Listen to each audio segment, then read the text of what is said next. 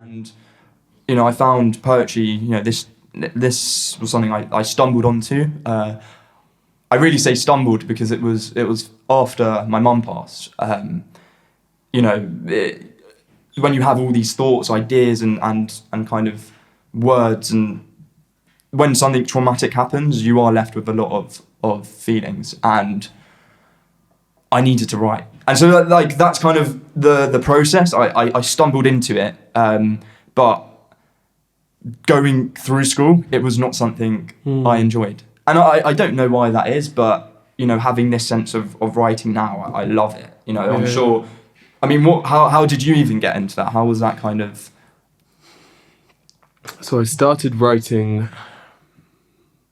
I always liked making up stories. That was because since 2020, I had a poem that I released in the pandemic that went viral, and since then, lots of people have asked me, "How did you get into writing?" And,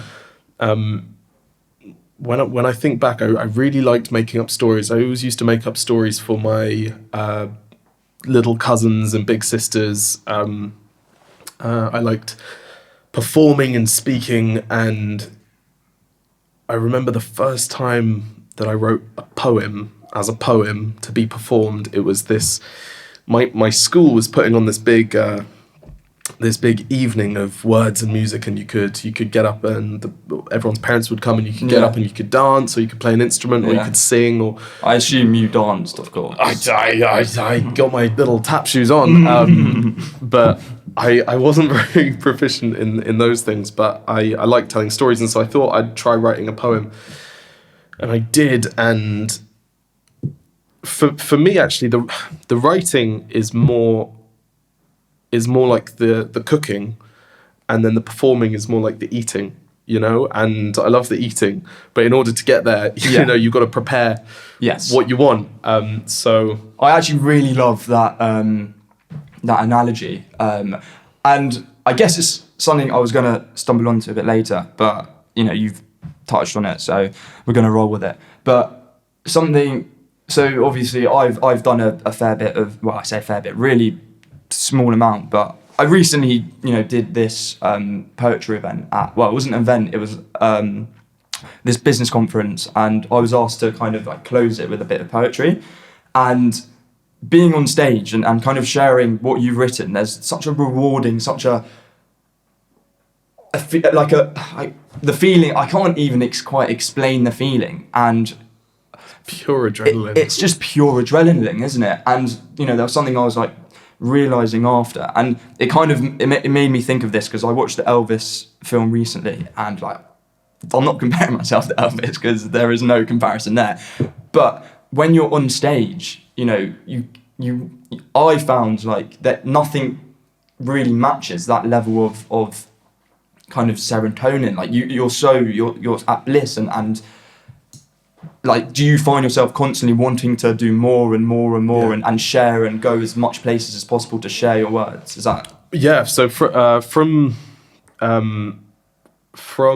the time I was in school and I did that performance, which must have been about 2010, maybe. For 10 years, I never thought I'm going to be a poet. Anyone who's like, oh, so when did you decide you wanted to be a poet? It's like, well, I never did, because I didn't know anyone who was one. Yeah. But that doesn't mean that you can't do the thing that you enjoy. It's maybe like you like playing five-a-side football, but you don't think you're going to be a footballer, but you do it every weekend because you love it. So from about 2010, I would say, to 2020, I would, as a kind of my favorite hobby, I would try and turn my little thoughts and ideas, however unthought out or thought out they were, into poems and perform them anywhere I could in open mic nights in London, or when I went to university, I did a lot of that in Manchester. And people would come up to me afterwards and then be like, I mean, not everyone, but some people would come up afterwards and say, I like that. Where can I find you online? And I always used to be like, well, you can't, because I don't do that really. But thank you, and I'm glad you enjoyed it tonight. And it really was it was never the area of life that I thought would sustain me monetarily, but it was the area of life that I thought, in the day I've had bar jobs, call centers. Eventually that raised to, I learned how to edit video, and I became interested in being a filmmaker. Yeah. And I always thought that would sustain me. And then in the evenings, I can go to these dingy bars around the city and perform for strangers. And I don't care if there's 5 or 50, like, it doesn't matter. It's wonderful. And it really, the thing that got me online, which I didn't know at the time, but turned this into being a job, at least temporarily, was I couldn't do that anymore. Live performance was done, and I didn't know when it would be coming back. So it was the first time really I thought, okay, well, I know a little bit about filmmaking because I've been doing that for 4 years now. I'm stuck in the house all day looking after my little brother and sister. Let's turn my poems that I was writing anyway, let's turn them into little videos and let's put them on Instagram and Facebook and YouTube. And the 4th piece that we did was this piece called Great Realisation, and we posted it, and it just went absolutely bananas. And since then I've realised, you can access an audience virtually as well these days, and you can monetize that and you can sustain yourself through that, but you never get the same rush as when you're in a live room performing for people and a live audience. And so even though now I run this channel, which I'm really, grateful is temporarily working, I still seize all the opportunities I can to just get in front of strangers and just be like, hey, I've got some poems that I've written. Yeah. Let me know afterwards what you think. Yeah. And then because I think that's a really well, it's like you're creating, when you're creating relationships, you don't realise it, but being on stage, having an audience, you're holding an audience in your hand, and hopefully, well, I don't, but no, I'm joking. No, well, I might do. I don't know. Don't drop the audience. Yeah. No, but it's just something. There's something so remarkable about it, and you can really. What I think is the most amazing thing is you can really see people engaging with what you're saying. There's very rarely situations in life where you have an audience of, I don't know, it could be 5, could be 10, could be thousands, but it's very rare that you'll be in control of this one room, whether it's for 5 minutes, 10 minutes, or whatever. But you can see, depends how good you are, but you can see people trying to listen to every word you say. And what I think people don't realise is everything, this is me speaking about myself, by all means interject, but everything that is written has a meaning. You don't put like, personally, I wouldn't put in something because it rhymes with, cat, and, well, if I did, I probably wouldn't be where I am from a poetic stance, but there is like a lot of thought goes into writing, and, it might be like a 2 minute, well, in your case of the Great Realisation, that was what, a 4 minute piece. But the hours put into creatively, writing and getting that just right is, I guess it's just like the end product. I guess that's another thought. It's like, whatever success you see in life, you see, I stumble onto your page and I think, oh, he's got a following. He must be, there must be all this success. That's all I see. You don't see, as you said, working the day job and writing and then going to these things at night, because that's just kind of you wouldn't really show that. You're just sharpening your sword. Yeah, that's all it is. But it's well, whatever journey, when you find a passion, and if you commit to that passion, it's just a rewarding kind of feeling. Kind of went on a bit of a tangent, but it's what drives you to write?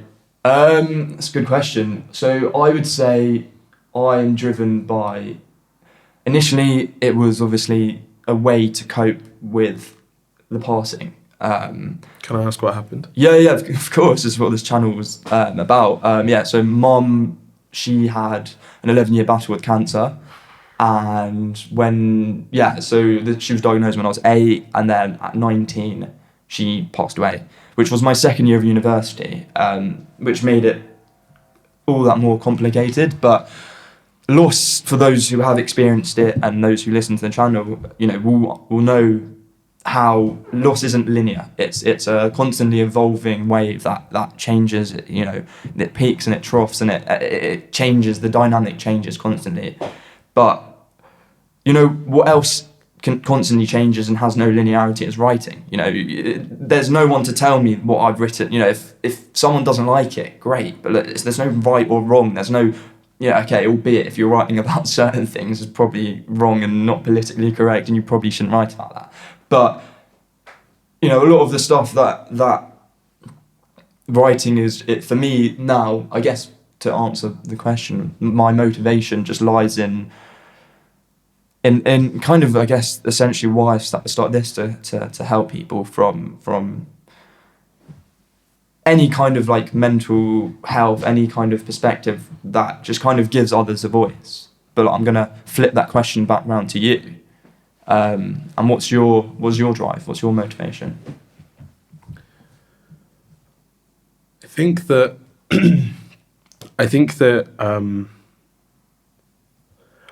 in order to be able to think, writing is very helpful, in the sense that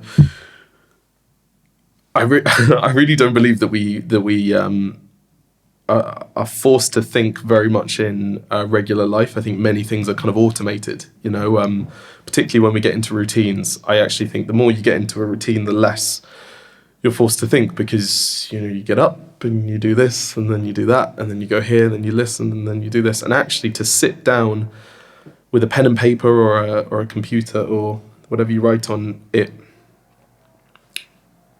focuses you and centers you, and for a period of time you've got to, before you can write anything, I think, that's of any value to a listener, you've got to figure out what you want to say, and you've got to figure out what you think about it first, and that is not a given. And I think it's really hard to just do that in your own head. I think by writing words down, or even by speaking, conversation and writing, I think, are the two things that let us think and let us process and let us figure out how we feel. Nassim, who's in the other room, is one of my best friends, and actually we've had late night conversations about things, and I haven't realized what I thought until an hour into the conversation, because actually you're in real time trying to unpick a problem. And so when you sit down to write, you've almost got to start by asking yourself, well, what is the problem? What do I want to unpick? What am I trying to solve? Even though it's likely that you won't be able to solve it, because maybe someone else would have already, if it was that simple.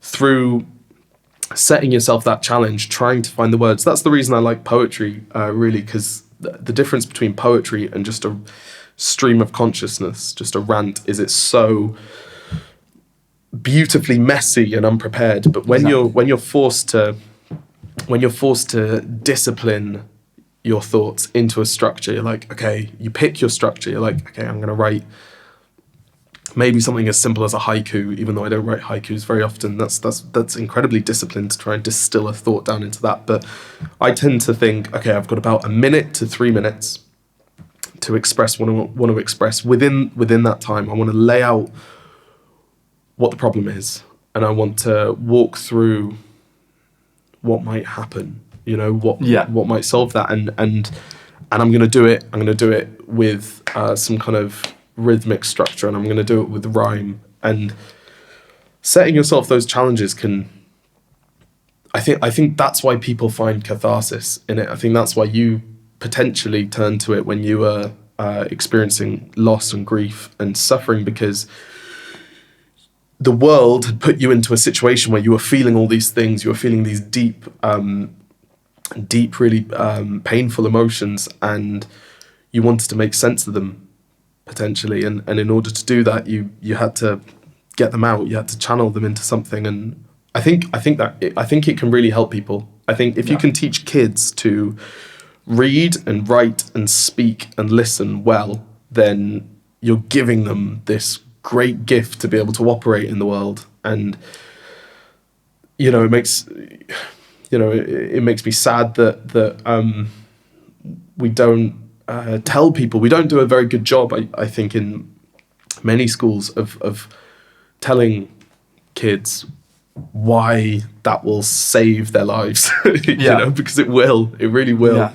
So that's what motivates me, I think. Well, that's an interesting point, and I think there's a lot of unspoken kind of conversations from a young age. That schooling is definitely, well, this is kind of referring to the school point you made, but schooling is definitely a place of it should be a place of learning, but what does that essentially mean? And there's a lot that I've discovered through writing that was never taught. It's me being able to share my emotions now and share my inner thoughts. It was not something I was taught in school. I always assumed mental health was a very, I knew it was something that needed to be spoken about, and yet being a guy at 15 sharing the situation that was going on at home, just I couldn't fathom the idea how I could share that with someone and not come across come across weak. And I think that was my philosophy, and it kind of stemmed from the lack of conversation at school with peers, but also there wasn't an emphasis on sharing emotions, and obviously stumbling into this. And it's amazing how I guess everyone writes and everyone does, especially in the creative business, everyone has their own purpose, their own reason why they got into it. It's not something, no one's going to say, well, I got into it for the money, because because there is none. Yeah, it's not a career. You know what I mean? It's no, you're not going to Bill Gates by writing a few. Well, maybe, but some have, but they're very few. Yeah, but you have your own purpose, and whatever that purpose is. I mean, if your initial piece, it wasn't your initial piece, the one that the Great Realisation that kind of took off essentially. Why do you think? What was your Great Realisation? Why a lot of people connected with that? Do you like what I kind of? Yeah, it just came to me now. It was magical. Yeah. I think I could have released that same poem today and it would have done nothing. Yeah. I think that there's something to be said for finding a way to articulate how you are feeling, and the potential payoff, not always, but the potential payoff is if you can find a crystallized, articulate way of expressing the way that you're feeling, you're opening yourself up to the chance that someone else is feeling that way also, and they just hadn't found the words yet. Maybe they weren't looking, or maybe the words had eluded them. I think that it's really rare for almost everybody on the planet to be going through the same thing at the same time. Yes. So you're coming at this from a perspective of loss, which will touch every person's life at one time in their life. But there may be someone that hears you speak that doesn't understand what you're talking about because they haven't felt.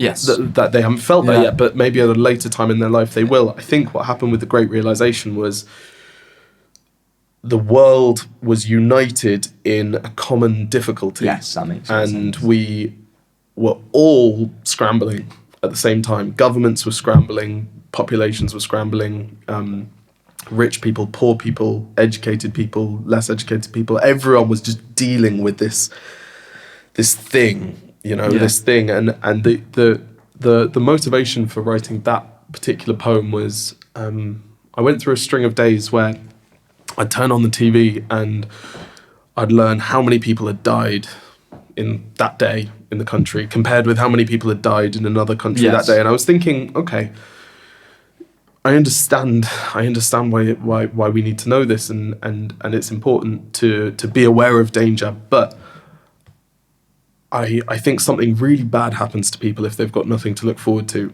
and if they don't have any sense that the period of pain or difficulty is Need going to hope. pass. You know, people. I really think people yearn for hopefulness, and Yes. and I was too. You know, I was myself, and I was also, to a degree, in charge of two small children. They're not my children, but my dad was working in the hospitals, and my stepmom and my sister and my mum all working in the hospitals, and I, as the creative older child in the family, was home and tasked with homeschooling my 6-year-old brother and sister, and I had them looking at me being like, what's going to happen? And I was thinking, you know, what do I know? I don't know anything. But the way that me and they were able to pass through that period of time was, I used to make up bedtime stories for them. I used to do that every night. And I would try and make up bedtime stories that resulted in not the apocalypse, but in people coming out of this and actually being stronger and wiser and more attuned with one another than they were before. And that actually, this little bell in the back of your mind just rings and goes, yeah, that's good. Follow that. That's worth following. And so with the Great Realisation poem, the task was to write a piece that suggested there would be another side, and you know, the most common theory of all stories, this too shall pass. And so how can you put that into words? What's the situation? I thought, well, why don't I just copy what I'm doing every evening? Why don't I make it a bedtime story for little children? And you know, over the course of about 2 weeks, I set myself the task of finding the words for that story, and then I turned it into a video, and then I published it. And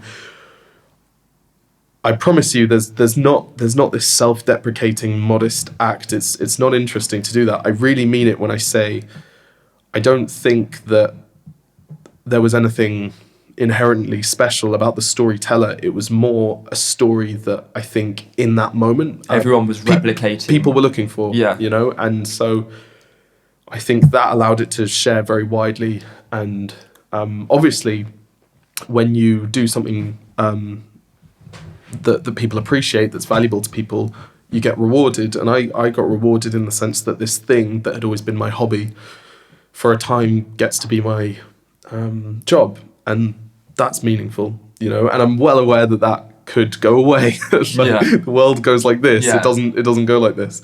So for as long as that lasts, you know, I wanna take it and make the most of it. But that's what I think happened. I'm not sure. Well, I mean, I hear that, and decoding it makes a lot of sense. I mean, you look at the likes of Joe Wicks, for example. Like, he was putting content on the internet for years, and you know, he wasn't getting the kind of rewards we see today. But he became very useful in a moment. He became, well, the country's PE teacher. Essentially, he was what people were looking forward to. You know, his what, because that's all they had. And you know, I think from a creative standpoint, you know, I don't think lockdown by all means, actually, weirdly enough, the first couple of weeks of lockdown, I was actually quite happy because I didn't have to socialise. Well, we all were. Yeah. In a morbid kind of way, we all were, because it was... It's like a period of rest. It was a break from the routines that,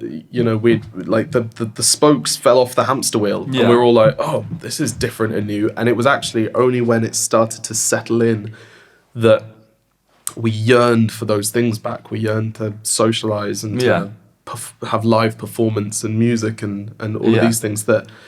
That's when you start to realise, okay, we needed, you know, that break to remind us of something, but not to live permanently in that.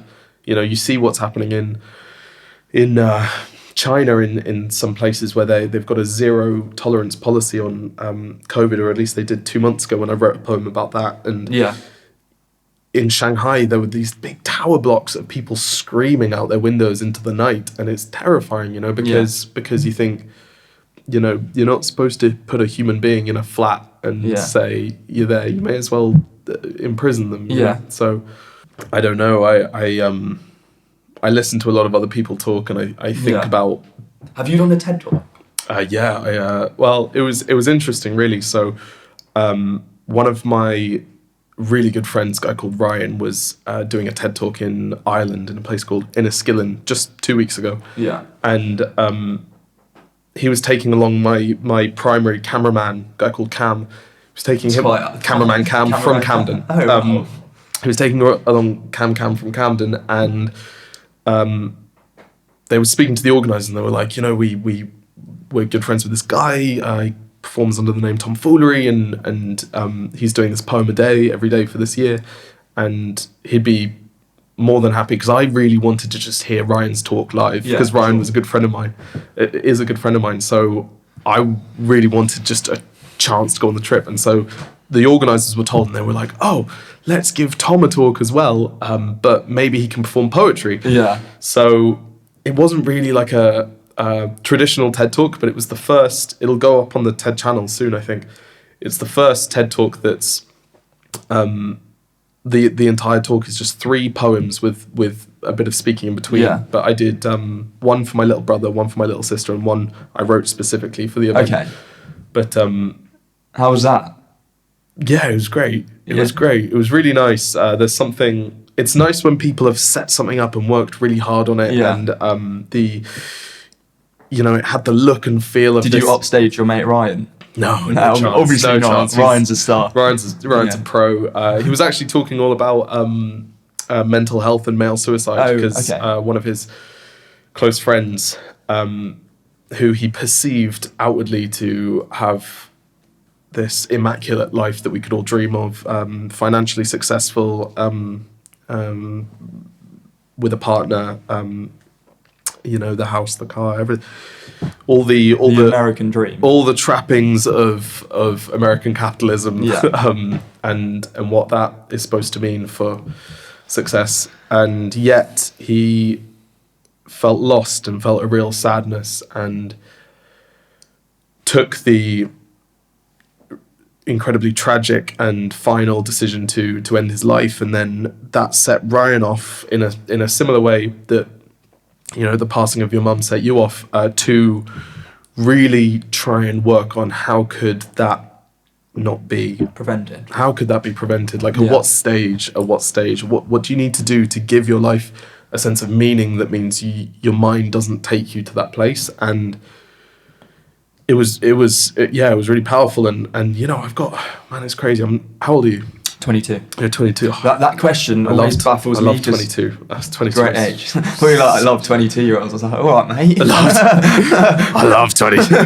No, but I always 22 is a great. Yeah, it's a good age. Well, people who will, it can be, and it can also not be. Like, people just inevitably think about where they were in their life. Yeah.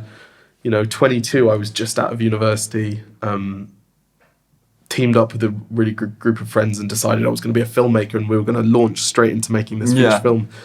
But I'm 28 now, and which isn't particularly old, but many of my friends have really in the last decade come up against a real tug of war with their mental health, Yes. real grappling and almost knocking on the door of suicidality. And it's like, something's got to be going wrong then. Yes. Human beings aren't finding the meaning. Maybe that's not being provided by society or by the family unit or through education or through personal responsibility or through a sense that we're playing a game that you can excel in and advance in. And whatever's going on, the more people that awaken to the fact that, in this country today, while we talk, that's going to be happening, and that's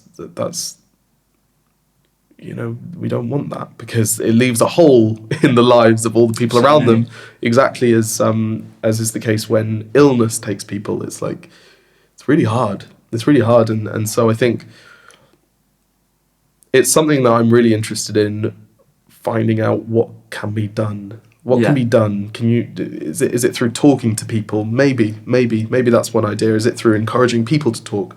That's an idea. Is it through building better and more stable communities around Yeah. people. It's like, Well, I think, like you said, it's a combination of things. There isn't going to be a set in stone method that can prevent that kind of the mental health travesty. It's I think as social media grows infinitely more expansive, as we are socially connected but not really connecting with those around us, our mental health just will continue to grow. And of course, it's for men under the age of 40. It's it's a known thing. It's the biggest killer. Yeah, and then after that, it's second to heart disease. Yeah, so it's like for men, until you're 40, the most likely cause of death is suicide. Yeah. And then after that, it only gets surpassed by the fatigue of your own heart. Yes. It's like, God, that's something. a ghastly image, but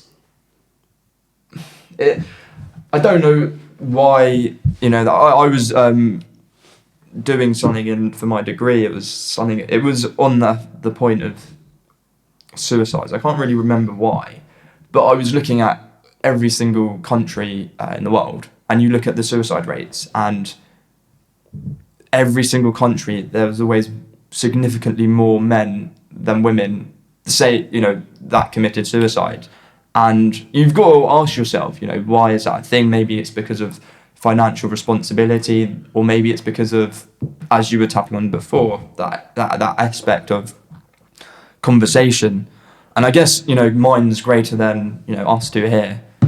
Still don't know the answer. Well, I've been speaking to a lot of people about. I'm making a film about this at the moment. I've been speaking to a lot of suicide prevention charities. Actually, what's really interesting is every year more women attempt suicide than men, but more men are successful. So whether it's the case that what's going on is something that's affecting everyone, but men, maybe due to some element of temperament, potentially, I don't know, land upon more lethal means. But actually, just as many, if not more, women are attempting to kill themselves, but often the attempts aren't as fatal. It's quite morbid, but that's this is channel. Yeah, I mean, those and like you said, of course, it's a difficult kind of I can even see by the way you talk. It's not a comfortable thing to talk about. Suicide and inherently difficult topics, but I think it's kind of tapping back to why it isn't inherently important. And I saw one of your pieces, was it A Tale of Two Mindsets? That's the one. And I really related to that.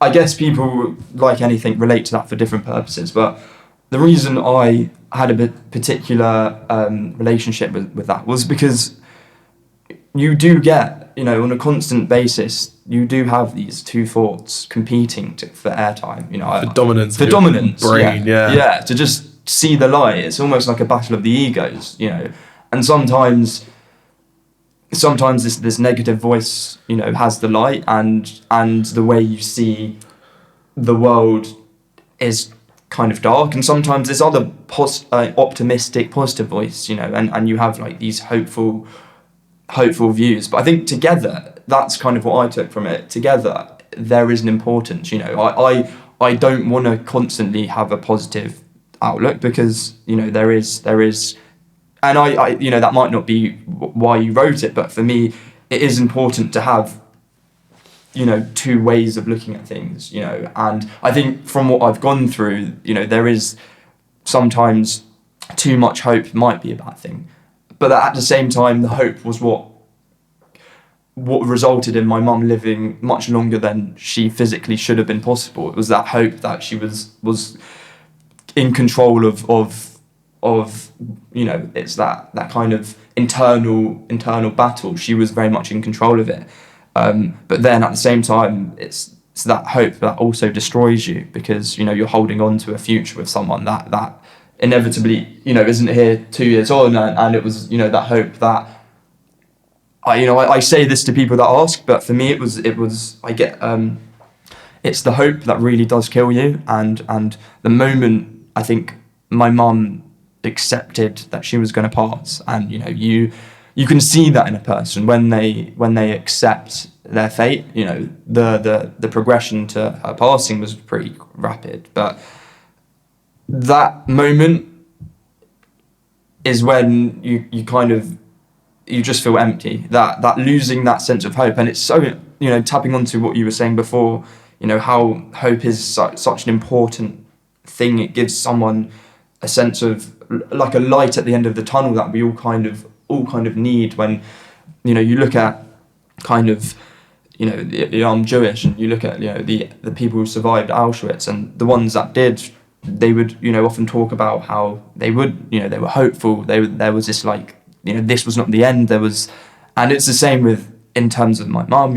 The hope was what caused her. Well, I don't think caused is the word. The hope was something that lengthened her journey, because if you believe something, your body believes something, and your mind is your greatest muscle. And because of that, when you lose that hope, it kind of breaks you down. And I kind of reverting back to the initial poem, which I initially saw, and it was remarkable to see. But my point is that having those two, in my opinion, you can't have one without the other. You can't be too hopeful, because there is obviously a lot of difficulty in life. There's a lot of trauma. There's a lot of PTSD. But at the same time, life isn't just that. And especially, there is this picture painted about the world where everything is, terrible and life is shit. But then, and poverty is everywhere. But then if you deeply look at it, like from a perspective of the poverty, it's never been, like, from a financial perspective, the world has never been in a better place. But there is this idea that of course there is massive rooms for improvement, but people look at the world from a developed and developing economy, but it's not that simple. There is so much to the world. I mean, I've got the birth rate. It's never been. Kids aren't dying.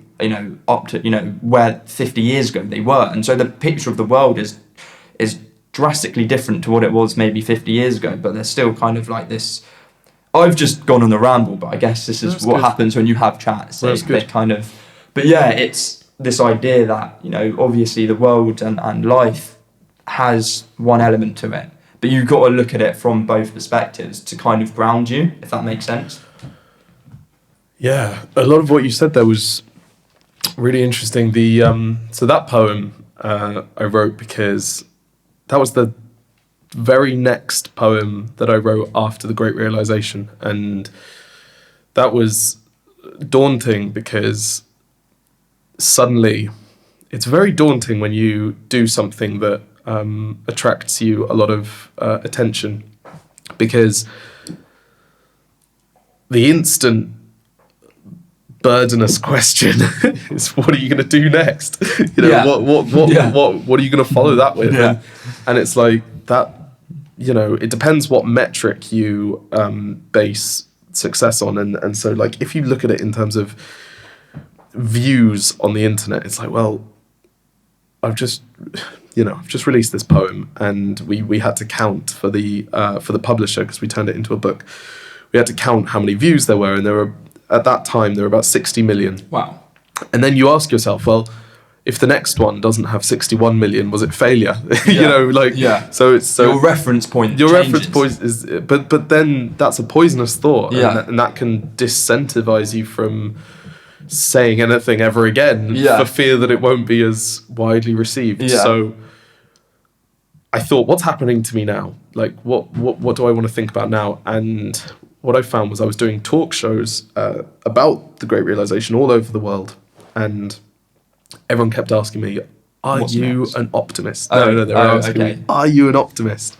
Do you just think everything's going to be all right? Yeah. Are you a bit of a Pollyanna? And I was thinking, well, no, I'm not an optimist. I don't think anyone's an optimist. I think we all exist upon this sliding scale of optimism and cynicism or pessimism or whatever you want to define it as. And actually, you know, you're kind of you're floating in between these two places, and each have the ability to have an equally potent grasp on your soul. And actually, what I find is the people who seem to be the happiest are the people that work hard to spend as much time over here as they can and as little time over here as they can. And it's not to say that that place doesn't exist for them, but they're working, they're trying to spin things in a positive light. I heard a really interesting speaker once.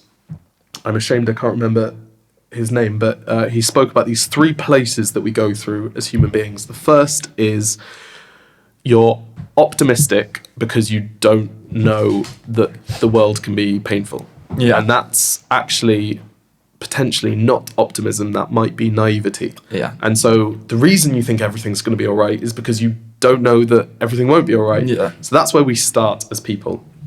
Then nature happens, the world happens, the reality happens, and you experience pain and you experience suffering, and you move into the next place. And the next place is cynicism. And you think, God, I was naive before, but now I know that the world is full of cruelty and wickedness and suffering, and there's nothing I can do about it. And then you exist in the second place, which is, you know, it feels even worse than the first place, and you almost wish that you could go back to just being naive, and wish that you could go back to knowing that nothing could ever hurt you. But now you do, you have that knowledge now.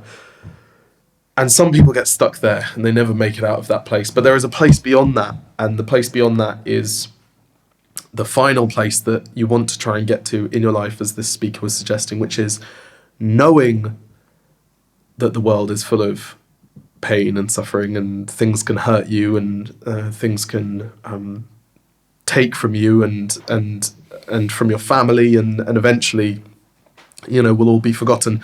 Knowing that and deciding anyway to struggle nobly towards something good. And that, this speaker was suggesting, is optimism. So you go through naivety and then cynicism and then optimism. And actually optimism doesn't have to be kind of blind to how difficult things can be. And actually what I think you were talking about when you were talking about how hope can be difficult, I think that's what it's like in the third place, because it's hard to feel hopeful right after you've experienced the loss of a parent, or what I think would be one of the only things more difficult than that would be the loss of a child. I think that would be impossible to deal with. But it's hard to feel hopeful in that situation. But with time and with good people around you, what I find anyway is that enough days will pass that you'll find different ways to feel okay within yourself. Yes. And if you can get enough days in a row like that, you might find the motivation to act and to do something. You might start a podcast where you try and encourage conversation and get other people to... But would you say that's optimism?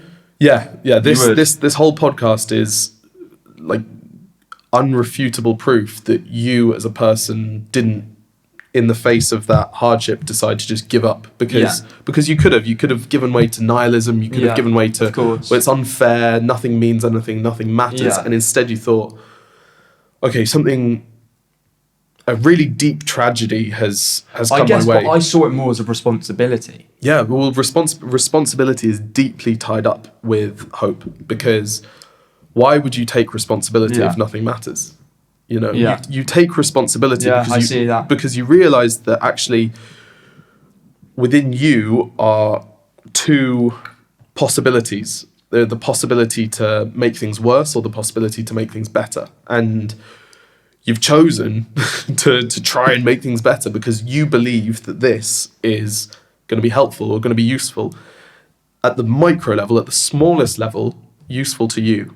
Yes. And that's enough, actually, because just making yourself not a burden to your family or to your friends or to your society, that's a lot. So if you can make yourself strong enough to deal with life, then that's really, really good.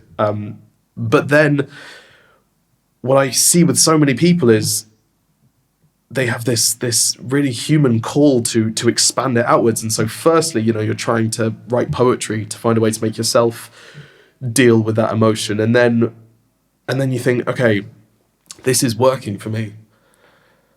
How can I make it work for other people? And you expand it, and you set up lights, and you set up microphones, and you make a friend who will help you, and you invite people, and we have these recorded conversations that maybe will only be for you and me today. Maybe, but maybe not. Maybe there's someone that hears the things that you've talked about today and will begin their own hero's journey or whatever. And I think that's good. And that for me is optimism. Okay. Really. I actually, that was quite powerful. I've got goosebumps from that, mate. But the one thing I do want to ask is, so going from that nihilistic viewpoint to kind of optimism and hope, a hopeful way of looking, attitude towards life, how would one go about that? It's the eternal question, man. It's the thing that no one can prepare you for, but I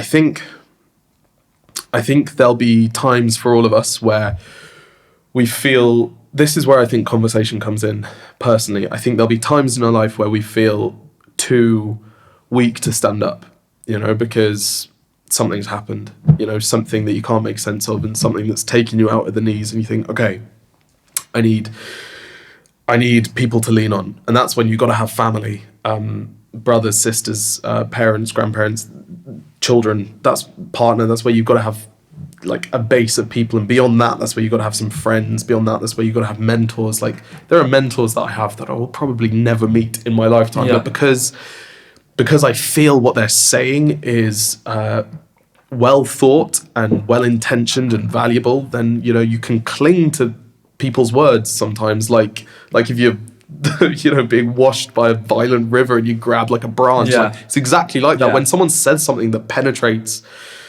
your thoughts, it's like, oh my god, like you feel like the river's not in control anymore. I've got this. And then maybe you can pull yourself out, and then maybe you can get to a stage where you can help other people. But there's this great idea that I was traveling around Australia when I was 18, and I met this really cool guy in Cairns, and he was a lifeguard. And we were talking about, it was a fun trip, but this particular evening we were drinking beer, and we were talking about a good friend of his who was battling with depression. Yeah. And he said to me in the most Australian way ever, he said, "Oh, mate, you've got to use the lifeguard principle." And I was like, "What's the lifeguard principle?" And he's like, "Okay, so they teach us this when we're..." I don't know if this is... Why have you gone back to your English voice? I quite like the Australian accent. Oh, mate, you got to use the lifeguard principle. So he said they teach us this when we're training to be a lifeguard, which is that... This blew my mind, just this tiny idea from this random... I haven't seen him in 10 years, that guy. I haven't got his contact, but we had this night together where he told me this thing that's been so helpful. When they're teaching you to be a lifeguard, what they teach you to do... This is not in a swimming pool. This is in the ocean. You swim up to the person and you stop about 2 meters away, 1.5 meters away, and you shout as loudly as you can at them, because they're drowning, man. They're struggling. They feel it's the end. You shout to them, "I will save your life, but you have to calm down. You have to let me," because what would happen is... You get a smack in the head. No, you'd swim up to them, and this struggling person is so terrified of drowning and of death that, oh, finally, here's like a... and they push you, they push them under, just not to kill, but in order to survive. And then what happens is the lifeguard drowns, and then the person drowns next. Yeah. And so what they were teaching my Australian mate in lifeguard school is the worst possible outcome is both of you drown. Yeah. That is the worst possible outcome, is 2 people die that day in that situation. The second worst possible outcome is that person drowns. Yeah. And then the best possible outcome is both people are saved. But the lesson within the lifeguard principle, if that's what it is that you can't save someone that won't let you.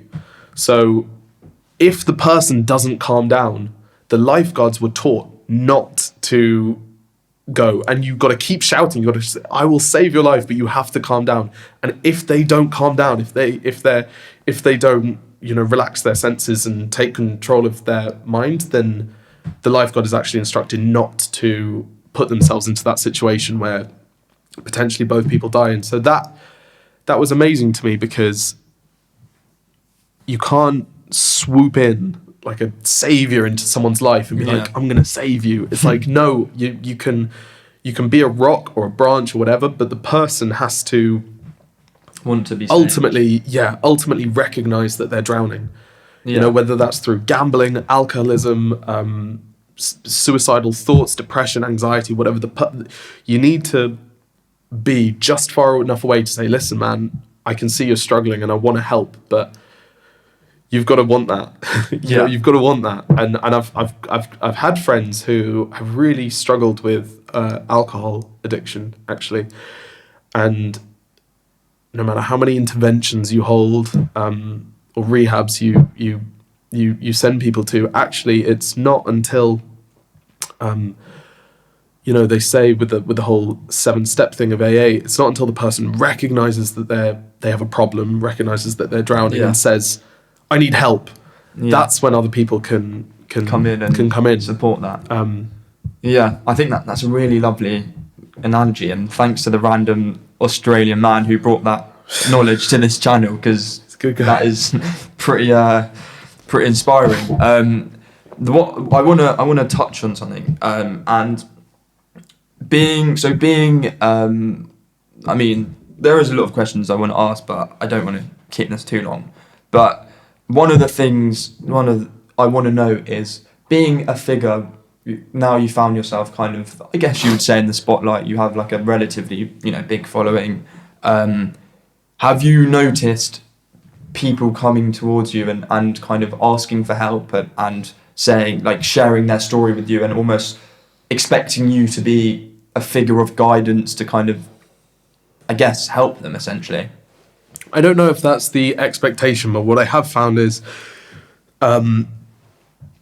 since I started this channel, people write to me more than I'd obviously ever experienced before this channel, and more than anything, they just tell me what's going on in their lives. And I don't know if there's an expectation for me to help in some way, but I had a guy from Iran. I did a poem about it. He wrote to me recently, and he was telling me how lost and trapped he feels because he's gay and he lives in a country where you can legally, if this was discovered, the penalty is death.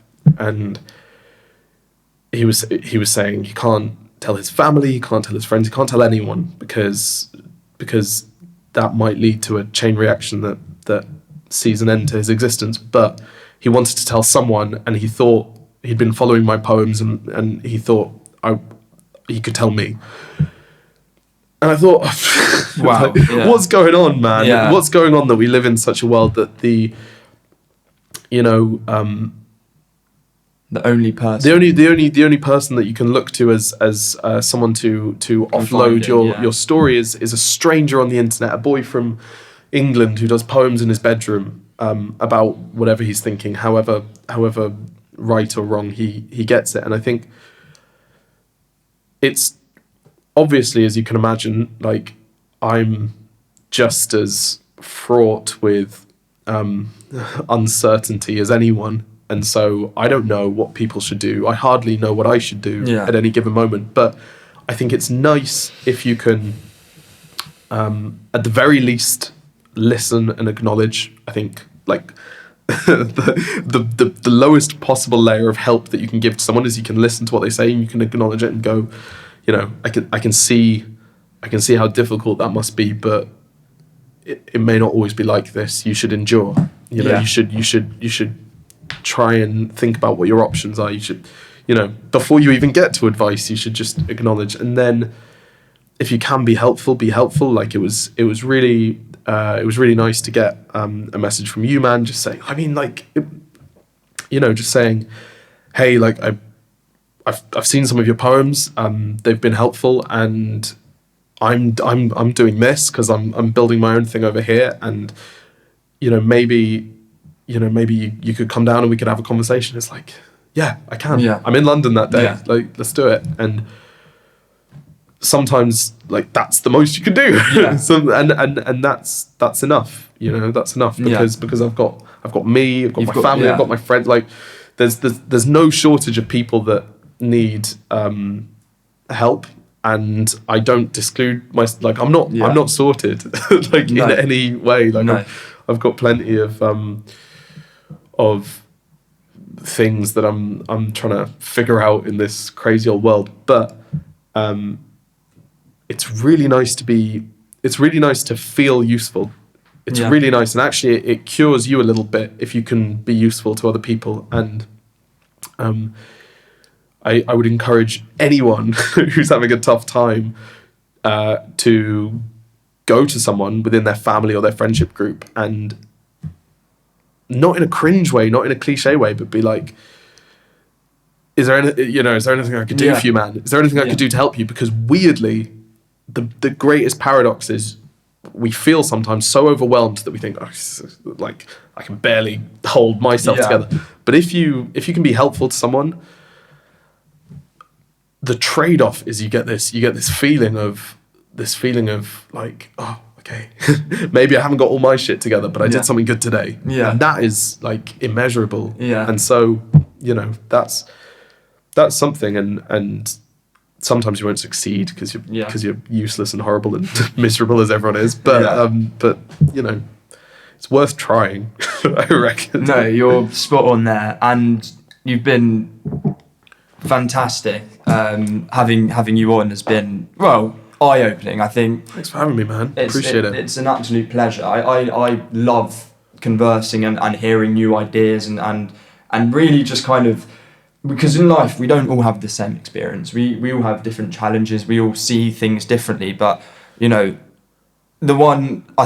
thing that I have always suggested is, despite people's perspective, it could be so different from my own, it's still important to hear what they say and how they say it, because you have people who objectively look at life from one perspective, and it's without any willingness to compromise, and without compromising, there will be no growth, and there will be no, you're just fixated on one thought pattern. And so it's lovely just to kind of have that sometimes different but also perspective where you're like, okay, wow. And coming on to what you were saying about picking a point, you've loads of stuff what you've said today, something I will notice, and it's like holding on that. I mean, it's not really what you were saying, but sometimes I find myself